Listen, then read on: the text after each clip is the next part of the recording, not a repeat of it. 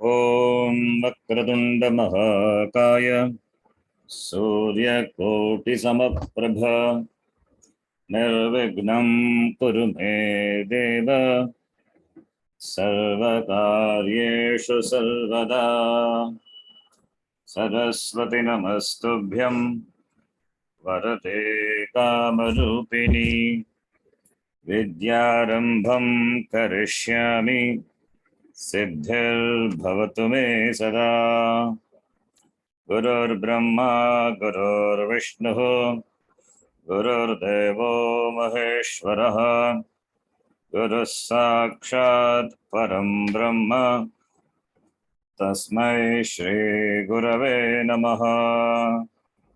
Om Sahana Bhavatu Sahano Bhunaktu Sahaviryam Karavavahai Tejasvinavadhitamastama Om Shanti Shanti Shanti.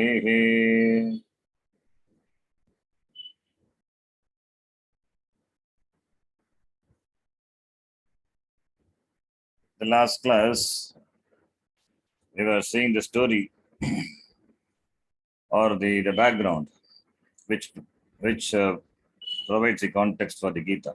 So the topic is context of the Gita. The chapter name is context of the Gita. So we have seen the story, and you know very well now the story. Yesterday after our discussion, the story, you know it. This chart which you sent is very useful. So the son of Shantanu and Ganga is Bhishma and the 7 others. They are called Ashta Vasus. Among them, Bhishma only survived. And the son of Satyavati and Shantanu is Vichitravirya and Chitrangada. Chitrangada died earlier. So Vichitravirya, he was married to Ambika and Ambalika. In fact, one more person also is there, Amba. Amba is sister of Ambika and Ambalika. Ambika, Ambalika, Amba, 3 sisters. The 3 sisters were abducted by Bhishma from their the kingdom, and they wanted that these 3 women get married to Vichitravirya, but Amba was in love with some other king. Therefore she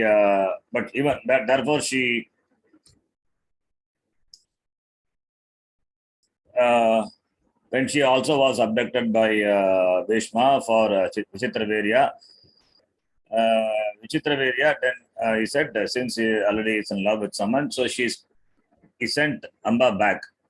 But Amba, when he went back to the king whom he loved, he also rejected her, saying that you are being abducted by someone, now I cannot accept. No, Amba was is nowhere, left over. He could not come here, could not go there, so neither. So that another story, that Amba only reincarnated as Shikandi, and she had a revengeful attitude against Bhishma, and it was in fact Shikandi who became instrumental in killing Bhishma to avenge this. Anyway, that is a different story. Maybe I can tell you that later. Now here, Ambika and Vichitravirya was born the son Dhritarashtra. In fact, we know the story. It was not really through Vichitravirya, because Vichitravirya, before begetting the son, he died because he was killed by Devas. So therefore, Satyavati called her son Vyasa. Vyasa also son of Satyavati. Before marrying Shantanu,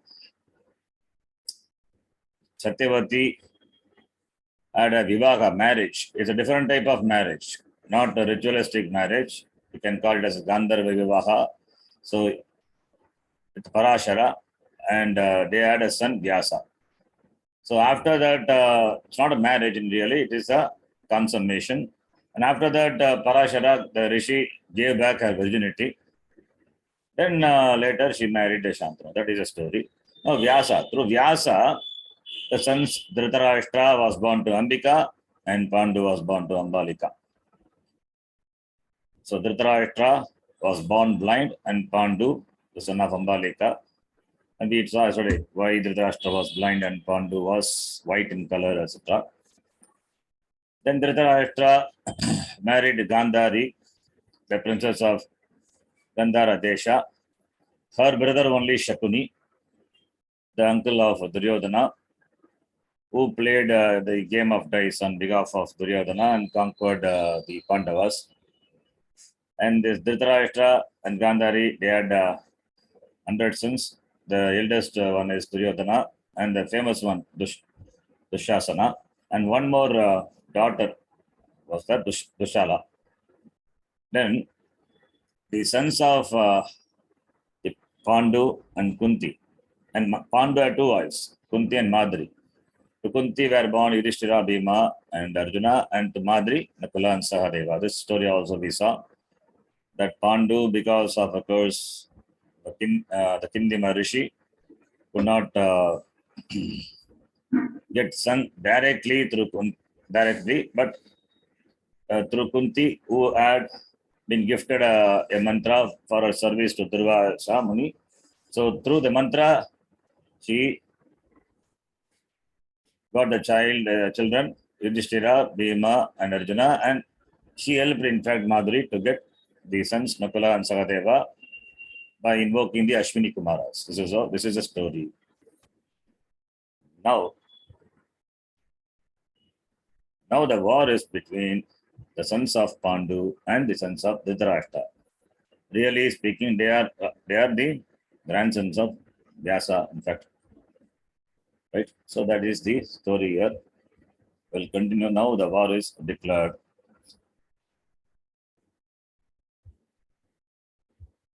And here also you need to know that the famous name, it is mentioned here, I think. The Pandavas had a wife, Draupadi. Not mentioned here yesterday. I told you the story.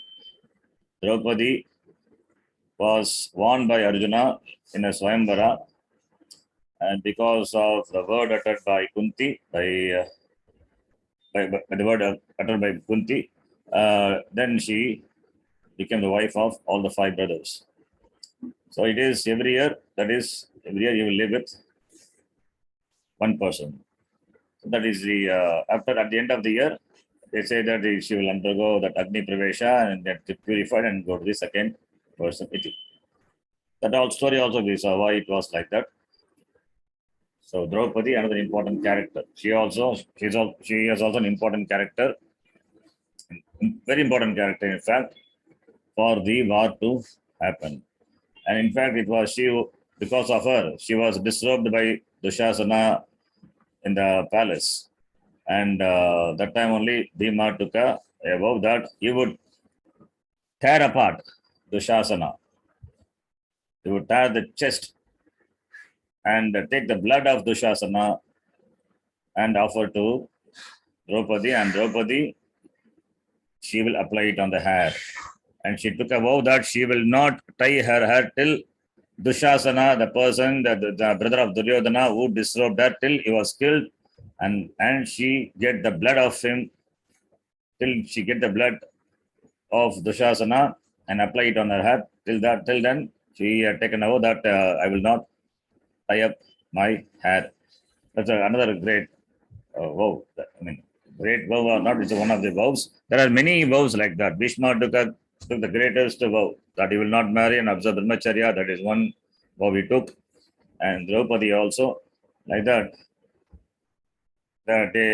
Once they take a vow, means they stick to it. They have to follow it and they have to get it.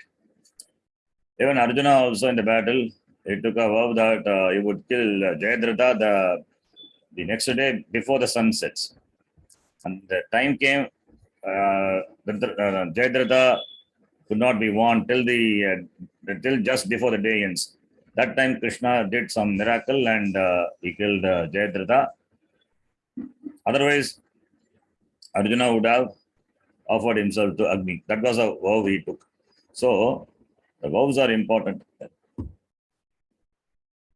Many people, the many characters in the Mahabharata, you will see that they stick to the vows.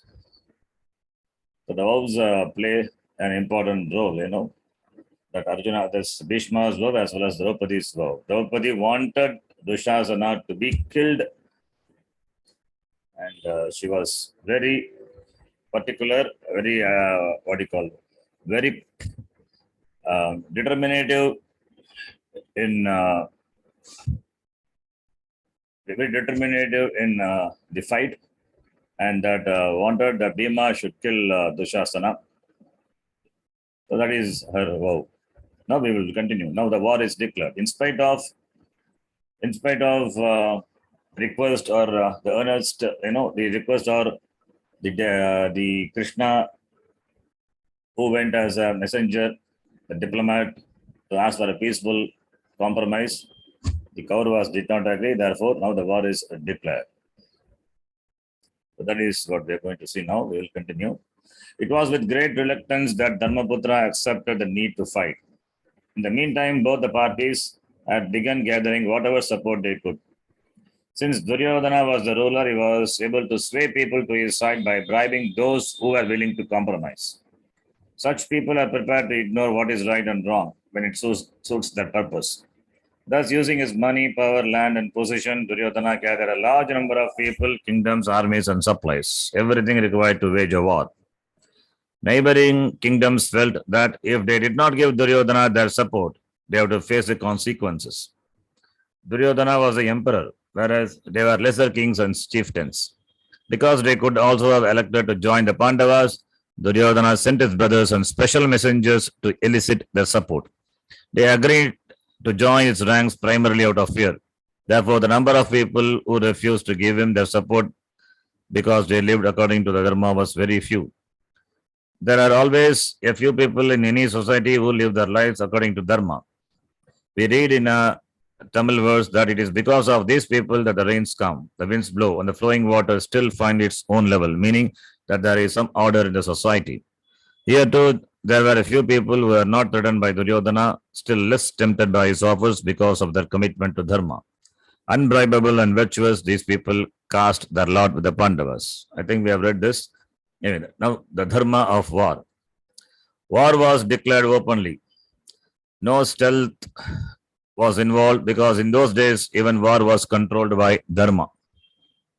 There was no such thing as a preemptive strike, where while one side was preparing for war, the other side went in and took them by surprise. Nor could a man without a weapon be struck. These are the dharmas which they followed in those days. Very strictly they followed, adhered to dharma. If he was in a chariot, the other person also had to be in a chariot before fighting could occur. Thus, there were certain rules that had to be followed, and that is how the battle between the Pandavas and Duryodhana was fought. A time was declared, and the fighting did not begin until then. The place was also arranged. Kurukshetra, located just above Delhi. As the Gita opens, the forces of Duryodhana and those of Dharmaputra had assembled. Duryodhana's commander-in-chief was the invincible Bhishma, the grand old man of the Kuru family. Even though Bhishma was a man of Dharma, we saw the story yesterday, Bhishma was a man of Dharma. He felt obliged to be on Duryodhana's side because he had promised his father that he would always stand by the one who ruled Hastinapura. That bound him, till the end that bound him. Therefore, he happened to be on the side of the Kauravas, that is the Duryodhana side, even though they were adharmic, because he gave a word that he felt obliged. And at that time of war, rightfully or not, Duryodhana was the current ruler and hence Bhishma was obliged to fight on his side. Even though he loves Pandavas because he was obliged to Duryodhana because he was a king and he had to abide by the promise what he gave to his father. Therefore, Although Drona had taught archery to both the Dhartarashtras and the Pandavas, his heart was with the Pandavas. But Duryodhana had made him feel so obliged that Drona agreed to join his ranks. And also Drona was extremely fond of his son Ashwatthama, son of Dronacharya, and Kripi, the wife of Drona. In fact, one could say Ashwatthama was his weakness, like Duryodhana was the weakness of Dhritarashtra. Similarly, Ashwatthama was the weakness of Dronacharya. And Ashwatthama was Duryodhana's friend. This was another reason for Drona to stay on with Duryodhana. Kripacharya was also obliged to stay with Duryodhana. Kripacharya is the brother of Kripi. Kripi, the wife of Dronacharya. So Kripacharya and Dronacharya, they were brother-in-laws. Their relationship, brother-in-law relationship. Karna, of course, was Duryodhana's friend and very loyal to him. Because of his exceptional expertise in archery, Karna was Duryodhana's answer to Arjuna. He had been recognized as a great archer early on, and Duryodhana had deliberately cultivated him and had given him a small kingdom. It's called Angadesha. So Karna was the king of Angadesha. This gesture was enough to commit Karna to Duryodhana forever. And we saw yesterday after the class the story. Karna also, in fact, one of the sons of Kunti. In fact, he was the eldest. And Karna, he knew before the war, but the Pandavas did not know. So not knowing, Pandavas fought, and Karna knowing, he fought. And Karna also had given a promise to his mother Kunti that anyhow 5 of her sons will survive. Either he or Arjuna would die. Any one of them would die. Anyway, the number will be same, 5 sons will be, because Karna also is her son only. So if Karna dies, anyway, Kunti will have 5 sons. If Arjuna dies, anyway, Kunti will have 5 sons, including Karna. That was a promise he gave, and he said that he will not touch any of his brothers. And also promised that he will not attempt a second time the Nagashtra. So these were the promises gave. That's why that whatever words comes out of promise, what you gave, that had to be sincerely should be followed. That is the Dharma in those days they were following with regard to Yuddha also. So this gesture was enough to commit Karna to Duryodhana forever. Thus everyone who was in some way obliged to Duryodhana had come to the battlefield to fight for his cause. They were all very well equipped with weaponry skills and a thorough knowledge of warfare. Just as armies now have tanks, there were chariots, cavalries, regiments with camels as a mount, regiments with elephants as a mount, and infantries. With all this support, Duryodhana was ready. The Pandavas were also ready, and the war was about to begin. All the eyes were upon Arjuna, and here Duryodhana was ready, and Pandavas also were ready. Duryodhana had collected 18 Akshohinis. Akshoni is a number. We will see that later. The number in Akshogini, how many soldiers, how many elephant riders, horse riders will be there in one Akshohini. We will see that later. It's a big number. So Duryodhana collected 18 Akshohini, and Pandavas had 11. Lesser number of Akshohinis. Even though lesser in number, but Pandavas, since they fought for Dharma, finally, anyway, they won the war. So Pandavas were also ready, and the war was about to begin. All eyes were upon Arjuna because he was the one everyone wanted to see in action. Even the gods wanted to see him, and the balconies were full, as though the Devas were watching from the balcony of the Devaloka. To add to the color, Krishna was sitting right in front of Arjuna as his charioteer. Bhagavan himself was driving the chariot of Arjuna. Krishna was the added attraction. Arjuna was already the apple of everyone's eye.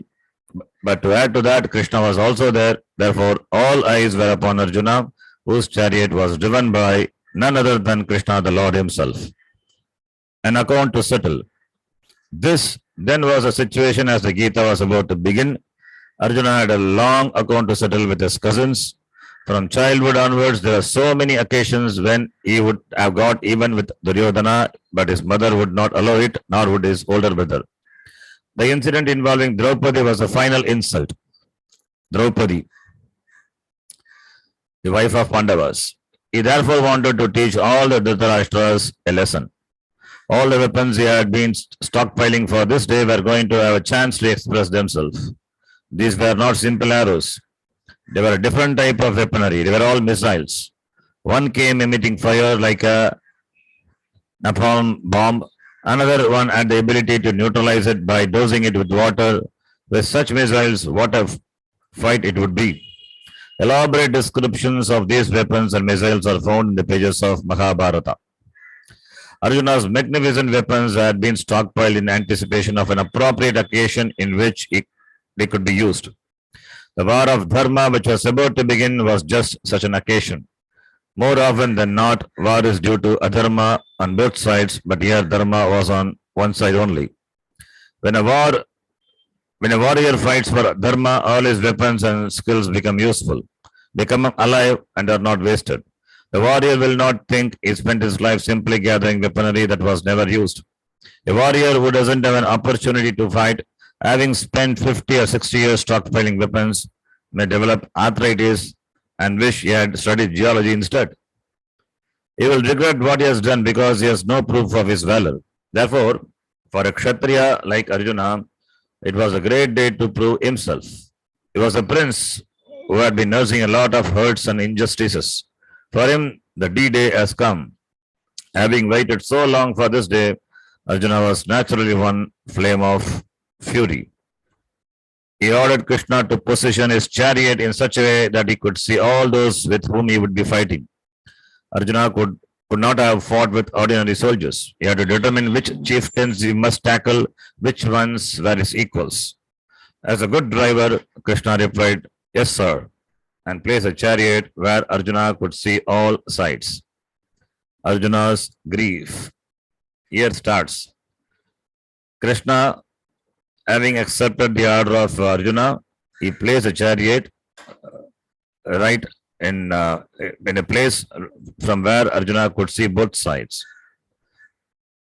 And Arjuna and Krishna purposefully placed a chariot that he could see the Kauravas with whom he had to fight. All his kith and kin and the respected people, most reverential, revered teachers, Dronacharya, Kripacharya, and his grandfather, Bhishma, they are all standing. So it's a war between the son and the grandson. So they are all own kith and kin. So Krishna made Arjuna see that he is going to fight with his own kith and kin and brothers. When Arjuna looked around him, he collapsed, not out of fear, but in appreciation of the following fact that the people he was going to destroy were the people whose life and company he would prefer to have. He thought, in their absence, my life will be empty. How can I destroy my own family, my kith and kin? These are the very people who are standing in front of me. How can I destroy all of these people? Most of the people Arjuna saw were citizens of this great kingdom. They had all been conscripted by Duryodhana, given a cash training course, and then brought to the battlefield.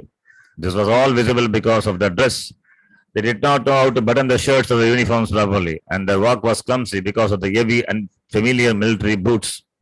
They were obviously new recruits who had come to be the fodder for Arjuna's arrows.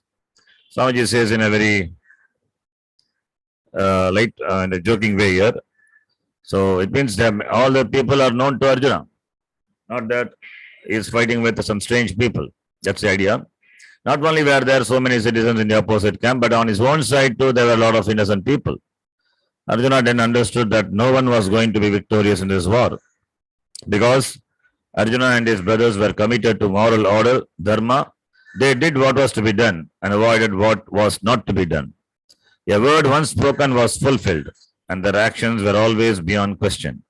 Their life, therefore, was lived according to this dharma, whereas in the case of Duryodhana and his brothers, with the exception of Vikarna, it was quite the opposite. Vikarna, one of the brothers of Duryodhana, is an exception. is a dharmavan. He followed dharma. So therefore, except him, all the others were adharmic. They followed a life which was questionable, adharmika. Therefore, the fight now was between dharma and adharma. This has to be understood. The fight between Kauravas and Pandavas is nothing but the fight between dharma and adharma. So therefore, dharma jayati. Finally, dharma only wins. So this battle is also sometimes interpreted as a conflict within the physical body, the body having brought into being by a certain type of dharma, good actions. In this interpretation, the body is called Dharma Kshetra, Kshetra meaning place, Dharma meanings punyam. So this body has come to existence because of some punya karma. Therefore, this is called Dharma Kshetra. The body is called Dharma Kshetra. Knowledge of right and wrong is universal. Now, further explanation. Why? What is the connection? Dharma Kshetra. The body is called Dharma Kshetra. There also inside a human being also a huge war. A war, if not huge, a war is always happening between the good and the bad forces. That is saying, if the physical body is considered a Dharma Kshetra, then Kurukshetra is your mind, in which there are conflicts between Dharma and Adharma. What is to be done and what is not to be done, what is proper and not proper. These things you already know, of course, because you have a certain innate sense about them. No one can plead ignorance of what is right and wrong. This knowledge is universal. What do we mean by universal knowledge? All monkeys, for example, born to live on treetops, need to know something about the law of gravity, and they do. If you were to observe the mother monkey, you would see that she has no concern about whether there is a baby holding onto her or not as she jumps from tree to tree. The baby monkey, however, holds on to its mother's bosom for its dear life. It is definitely afraid of falling, whereas the mother is not. She just keeps leaping from one branch to another while her baby holds on tight. Suppose, however, the baby monkey had to undergo some education to know that there is a law of gravity operating, that it must hold on tightly in order not to fall, and that if it did fall, it would be injured or it would die. If all of these things had to be taught to monkeys, many of them would die for want of education, and the species itself would sooner or later become extinct. Fortunately, every baby monkey, without being educated, seems to know what is to be done and what is not to be done. Without going to Harvard or Cornell, without joining the moral majority, it knows very well that I will fall if I let go of my mother. That I will fall is one piece of truth. If I fall, I may hurt myself with the second piece of truth. The monkey seems to know. The third piece of truth is to fall and get hurt or be killed is not good for me or for my species. Instinctively, then the monkey knows all this. Since monkeys are made to live on treetops, the minimum knowledge every monkey must have in order to survive is to know I will fall, objects come down. I will be the victim if I don't hold on to the other branch when I leap. This knowledge must be given to monkeys along with the creation. Only then is there any hope of monkey living its life on the treetops. Such knowledge is instinctive and is what we call the creation. If that knowledge is not given to a monkey, and it has to be educated in order to know how to survive, then I would say that there is a defect in the creation. It's a beautiful thing, somebody says here. The knowledge is instinctively there. Similarly, as a human being, I am born with the faculty of choice. Unlike a monkey, however, I can choose to live on treetops, on the 20th floor of a building in Manhattan, or in a cottage on some riverbank. I can choose to go to Alaska and keep only my nose out, or I can live in the tropics. Because I have the faculty of choice, I can choose my course of action. I can choose various ends and various means to achieve those ends. The human beings seek securities and pleasures is a common fact that we have already analyzed. And seeking these ends, they have to follow certain means to achieve them. More often than not, upon analysis, you will find that the problems lie only in the means and not in the ends. For example, the desire for money and end is not a sin. It's not a papam. In fact, if you seek money, Lord Vishnu will be very happy about it, knowing that his wife Lakshmi, the goddess of wealth, is so popular. The security that money represents is a natural need perceived by all humans. Seeking security is natural. People seek different forms of security. In itself, the seeking is neither good nor bad, only natural. The means alone is what is important here. If I am controlled by a set of instincts, then I need not think about whether the means I employ is right or wrong. If you live in India and leave a couple of bananas on the window sill and the monkey comes along and takes them away, you cannot say that the monkey is a thief. At the most, all that you can say is that you were careless. When we know that there are monkeys around, we have to keep certain things away from them. Whatever a monkey does, that action cannot be labeled as wrong because it is controlled by its own instincts. Thus, the monkey is always right and is not responsible for what it does. This is what we mean by swabhava, one's own nature. Only when there is a choice is there right and wrong. Wherever choice is involved, you cannot avoid the concept of right and wrong. There can be proper choice and improper choice. Now, if this knowledge of what is proper and improper is to be given to you by an educational institution, it will definitely be denied to a lot of people, thereby making it possible for them to destroy themselves. So what Swamiji says is the knowledge of what is proper and improper, as the knowledge in the monkey is present instinctively. Similarly, it is there in human beings. If it is not that, then it becomes a defect of the creation, as he said before. Just as a monkey is given an instinctual knowledge of a gravitation for its survival, so too a human being is given a common sense knowledge with reference to what is good and not good for him or her. No institution is required to teach such knowledge. That I should not get hurt, for example, is a piece of knowledge. A mother and father need not teach this common sense knowledge to their child because the child already knows it. Thus, when I know I should not get hurt, I also understand that, like me, everyone else is aware of this fact. I also know exactly what is expected of me by others. You don't expect me to hurt you, just as I don't expect you to hurt me. No one needs to be taught this knowledge. Because I have to choose, this knowledge is not left to education. It must be known to me. When I choose a means of action or perform an action, I must necessarily see whether it will hurt me or hurt anyone else or anything else. Knowledge of this moral order is what we mean when we say knowledge is born of common sense. A moral order is known to us, that you don't want to be robbed and that no one else wants to be robbed is also very well known. You don't want to be cheated or deceived, nor does anyone else want to be cheated or deceived by you. You don't want to be the target of anyone's anger, hatred, or jealousy, and you know very well that no one wants to be the target of yours. And to put it positively, you want others to sympathize with you, to understand you, and others also want you to understand them. You want others to help you when you are in trouble, and others also want your help when they are in trouble.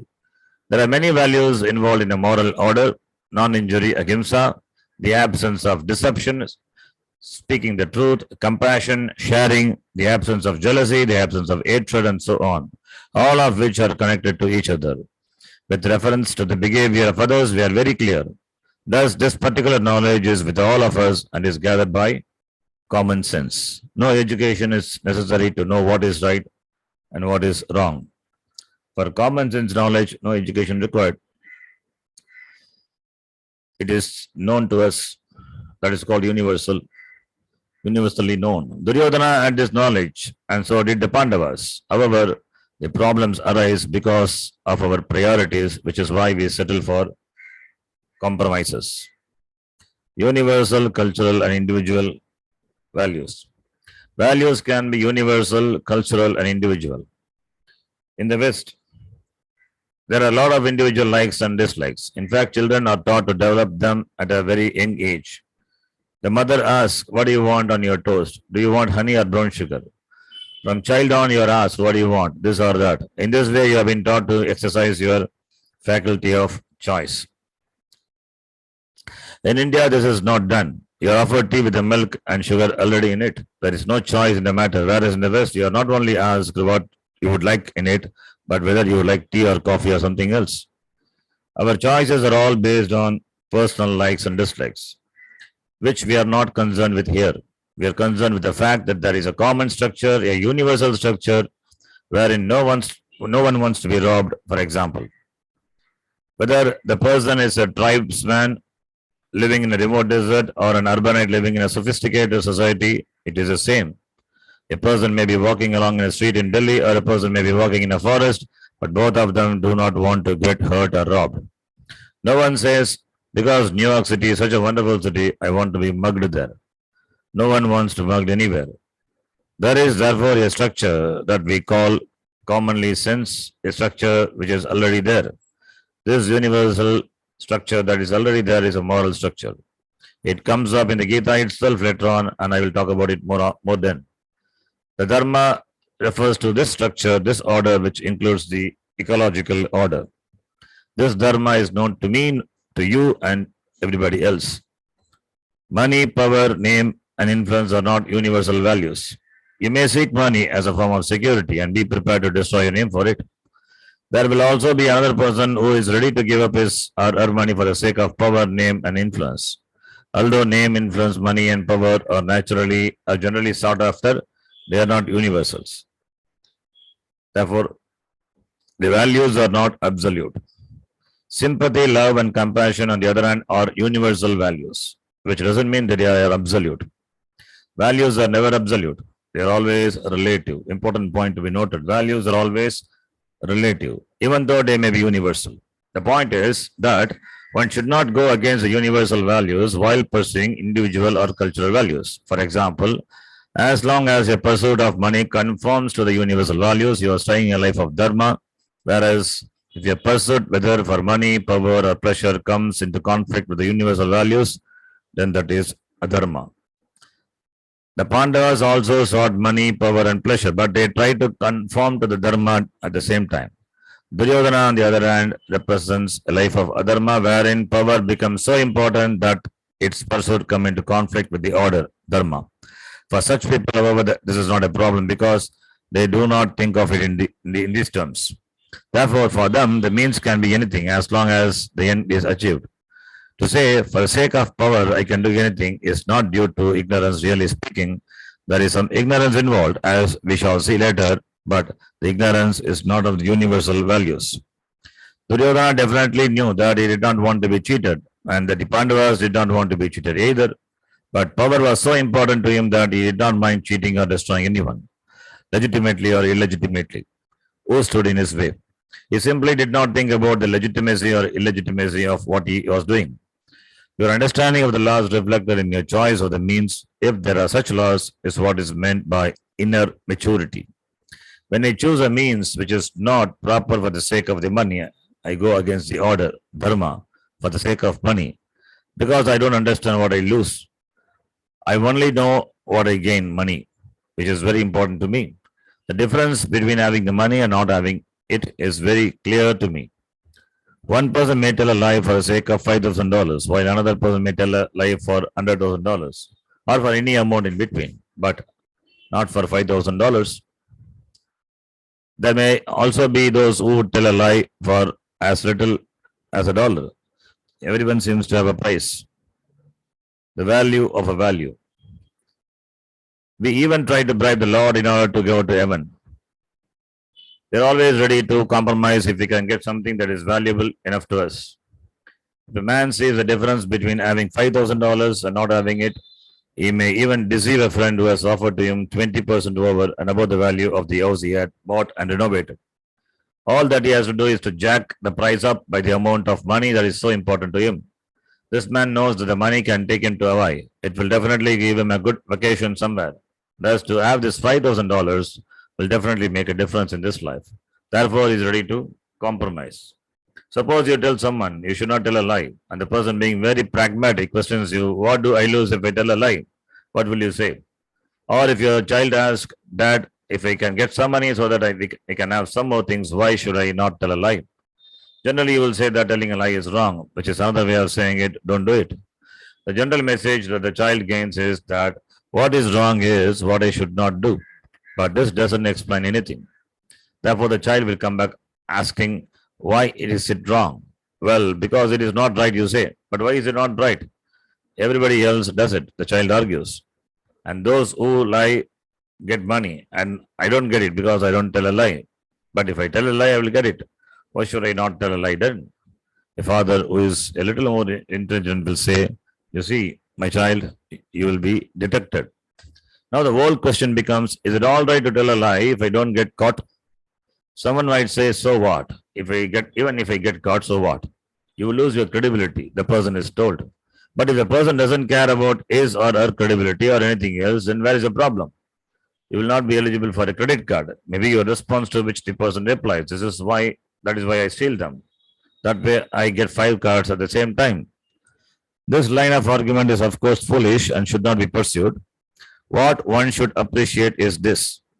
If there is a universal value and I go against that value, I must lose something. But my focus is on the gain that results from such an action.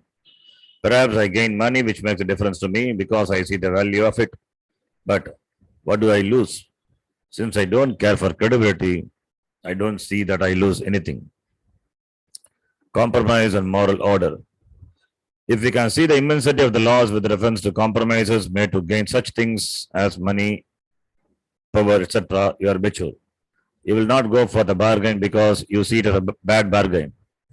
You should see that what you lose is more than what you gain, which has nothing to do with the moral majority.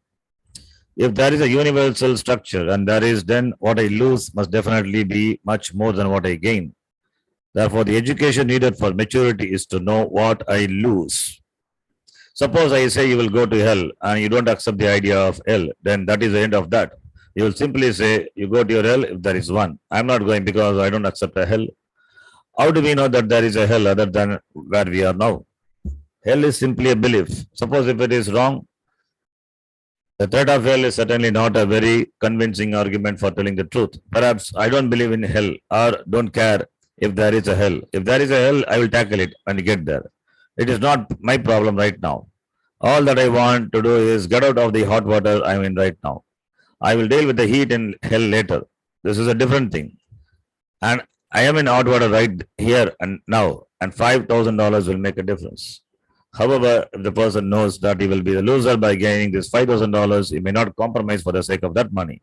If I had to ask him, why do you want this $5,000? He would say, because I can then buy certain things. Then I ask, why do you want those things? He replies, so that I can be happier, more secure. If I have had to show him that in the process of getting this $5,000, he becomes incapable of being happy and ends the bargain is a bad one, then he will not compromise. Now we understand the price he may have to pay for the compromise. This is how one understands the value of a value. No one wants money for money's sake. If that were the case, a cashier's job would be good enough because by feeling money, you would be happy. You want money for your sake so that you can be happy. Money is very interesting. Without it, certain things cannot happen. But there is a limit to what money can offer. It can buy a book, but it can never make you read unless the author offers you $1,000 to read it. Then, of course, you will read it overnight. But even the money cannot make you understand what the book says. For that, you require something else, something other than money. Money can buy music, but can never make you understand music. You can hire the best musician to sing for you, but the money you pay to the musician cannot stop you from falling asleep during the performance unless again you are offered money to stay awake. Thus, money can provide situations. That's all it can do. And money does that which nothing else can, a point to be remembered. But then the enjoyment is for the person. You are the one who is to enjoy the music. If I lose the enjoyer in the process of acquiring the money that will provide for the opportunities for me to enjoy, then it is a bad bargain. Therefore, the whole education or inner maturity of a human being is not in knowing what is right and wrong, which we all know, but in knowing what I lose when I do the wrong thing. This I should know. Important. So everybody knows what is right and wrong. But what I lose if I do the wrong thing, what I gain if I do the right thing. What will I lose? How much will I lose? If I know this very well, it is not possible for me to go for the bargain. This is what to be understood here. When you tell a lie, you are speaking, and therefore you are a doer, you are a performer, and actor. You are doing the action of speaking, and as the actor, when you tell a lie, you are saying something that is not true to what you think. Therefore, the thinker is one and the actor is quite another. You know one thing, and by the time it comes out of your mouth, it is entirely different because what you say and what you think are not the same. This means there is already a split in you. As a speaker, a doer who is telling a lie, I behave in such a way that I create a split in myself, like a Dr. Jekyll and Mr. Hyde. The next topic is thinker and the doer split.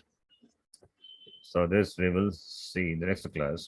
So Swamiji is talking about the Kurukshetra, which is right there in our mind. There's always a constant fight between what is to be done and what should not be done. The Dharma Yuddha. We do what we are not supposed to do because not that we don't know, because we compromise, not really understanding that the compromise causes much. So that's a beautiful thing what he expresses. The same, this Mahabharata war also can be looked upon as a war between the dharma and adharma, which is constantly happening in the mind of everyone, every human being. And human beings have got a choice. Therefore, you should choose dharma without any compromise so that he would be the winner always. Dharma only wins. So it's a beautiful thing. We will continue. The thinker and doer split. After this topic, Swamiji will pick up again the story, and then he will provide the context, the Gita. Already he has said the body, this chariot had been parked right in front of the Kauravas, from where Arjuna saw all of his brothers, kith and kin, and acharyas. Then something happens in Arjuna. So that is going to be described later, and that's where the Gita is born. When Arjuna refuses to fight and wants to withdraw from the war, then that only the Gita is born. That we will see. We'll see in the next class. This will go for one or two classes, and after that only that will come. Then the first chapter starts. So we'll stop here. Om Purnamadav Purnamidam Purnat Purnamudachyate Purnasya Purnamadaya Purnamevavashishyate. Om Shanti Shanti Shanti. Harihi Om Shri Gurubhyo Namaha. Harihi Om. Dhanyavadaha.